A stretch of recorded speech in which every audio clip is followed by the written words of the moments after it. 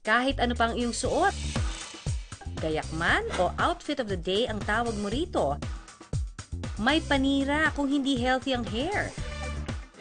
Gusto mang makiuso sa styles o kaya regular lang na kailangan magpunta sa salon, talagang dapat na pumunta lang sa isang mapagkakatiwalaang hairstylist. At syempre, ang gagamiting shampoo, dapat sigurado ka rin sa quality.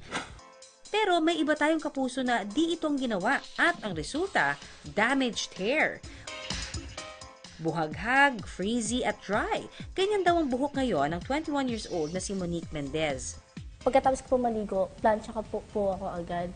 Kasi before po pumasok sa school, yung mga 3 days straight po, tuloy-tuloy, doon na po medyo kumukulot na po yung dito ko. Tapos pag nasa school po ako, grabe po yung ano niya, dito pagkamatigas po. Tapos buhaghag na sobra, ganun po. Tapos sinabayan pa po ng kulay sa buhok. Nakababawas raw ito sa confidence level ng dalaga. Ang pag-aalaga sa buhok hindi raw priority ni Monique, ni minsan di pa rin siya kumukonsulta sa hair expert. Ngayon, gusto ni Monique na maging smooth and shiny ang kanyang hair, kaya naman ang tanong niya. Ano po bang pwede kong gawin upang maging malambot at malagutong damaged hair ko? Para sagutin ang tanong ni Monique sa respetadong hair expert at celebrity stylist na si Fanny Serrano namin, ipinaabot ang kanyang tanong. So, paano maiwasan yun? Hindi ko sinasabing tigilan niya ang pagpapaganda ng buhok, pagpapakulay o whatever. Kaya lang, gusto ko sabihin talaga sa mga tao na it's really very, very important na may care kayong ginagawa. Kailangan may treatment ang buhok ninyo. Of course, yung hot oil, hindi pwedeng mawala yan. Yung mga uso ngayon, mga treatment sa buhok, ang dami-dami na ho ngayon. Si Monique iyan ang tanong, ang iba naman nating mga kapuso, eto ang hair question. Kaya naman lilinawin din ni Fanny kung myth or fact ba ang mga ito. Tito Fanny, totoo bang mas mabilis tumubo ang buhok pag ito ay gugupitin, ititrim o aahitin? Ang sagot ng hair expert, It's a myth, no? Kasi ang talagang pinagbabatayan natin mabuti, yung totoong pagtubo at paghabat, mabilis na paghaba ng buhok natin, ay yung vitamins at saka yung mga pagkain ng buhok mula dun sa anit, dun sa pinaka-root ng buhok natin. Kailangan yun ang pinapakain mabuti ng mga tamang vitamina, yung maintenance ng mga treatment sa buhok. Walang connection po yun sa dulo. ang pagtubo ng buhok ay may tatlong phase na paulit-ulit lang na nangyayari. Una, ang anagen o growth phase. Sa puntong ito na tumatagal ng 2 hanggang 7 taon, patuloy lang sa pagtubo ang buhok. Ikalawa, ang catagen o transitional phase na tumatagal naman ng 2 linggo. Dito, dahan-dahan ang humihinto ang buhok sa pagtubo.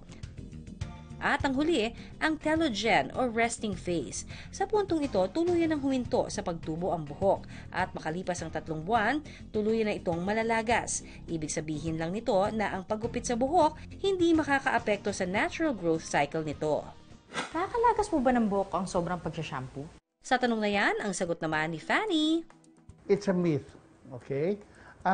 Sa akin mas mabuti nakapag-shampoo ka araw-araw dahil parang katawan mo yan, naliligo ka araw-araw, di ba? Pero depende sa gagamiting shampoo.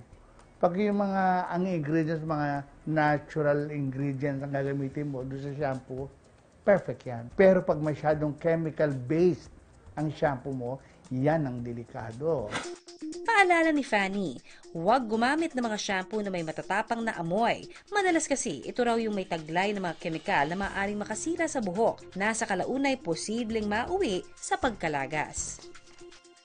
Pinaka-importante siyempre, yung mga natural-based na mga shampoo natin, yun ang mga ingredients yan, nakaka-prevent ng hair loss, nakaka-prevent ng split ends, nakaka-prevent ng dandruff.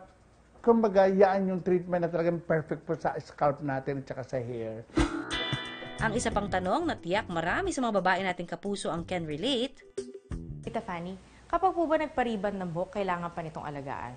Importante pag nag-rebond ka, yan ang mas dapat alagaan. Hindi lang ng pag-aalaga ng paggamit ng tamang shampoo, pati yung treatment niyan. Kung makakakita ka ng shampoo na at the same time, treatment na rin yon, perfect. Payo ni Fanny sa mga nagpapariband ng buhok, para sa mga may straight hair, ugaliing gumamit ng shampoo, gumamit rin ng conditioner. Pagkatapos tuyuin ang buhok, maglagay rin ng natural hair scalp lotion. Gumamit ng mga hair care products na may natural ingredients gaya ng virgin coconut oil, aloe vera at luya.